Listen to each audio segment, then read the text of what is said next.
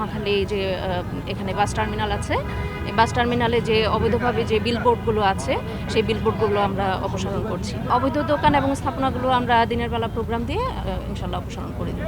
আমরা আসলে আপনারা যতদূর জানেন যে আমরা গত মাসে একটা গণবিজ্ঞপ্তি জারি করি যে ঢাকা শহরের যত অবৈধভাবে যারা বিলবোর্ড এবং বিভিন্ন ধরনের প্যানাফ্লেক্স এগুলো দিয়ে ভরিয়ে রাখা হয়েছে রাস্তাঘাটে এবং বিভিন্ন ছাদে, তো এই গণবিজ্ঞপ্তির প্রেক্ষিতেই আমরা এগুলো অপসারণের কাজটা আর কি শুরু করি আজকে। এর আগেও আমরা অভিযান করেছি, তো গণবিজ্ঞপ্তির যে সময়টা আমরা বেঁধে দিয়েছিলাম সেই সময়টা পার হওয়ার পরেই আমরা এখন অভিযান শুরু করেছি।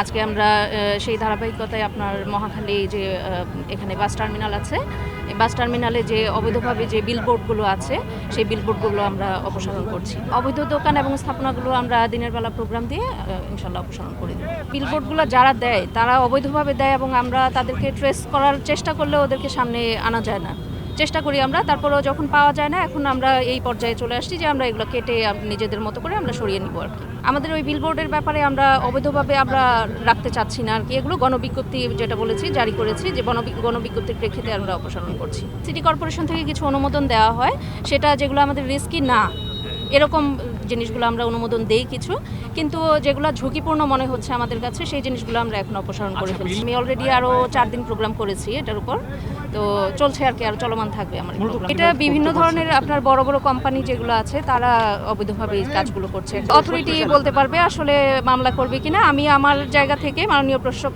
মহোদয়ের যে নির্দেশনা সেই নির্দেশনায় আমি কাজগুলো করছি, সেগুলো অপসারণ হচ্ছে। আমাদের যে জোনাল যে স্যাররা আছেন, জোনের আঞ্চলিক নির্বাহী কর্মকর্তা স্যাররা, ওনারা ওগুলো পরিষ্কারের দায়িত্ব নিয়েছেন, ওনারা করছেন। আজকে এখানে আমরা বড় 2টা বিলবোর্ড অপসারণ করব এবং ছোট ছোট রাস্তার মাঝখানে কিছু আছে সেগুলো অপসারণ করব।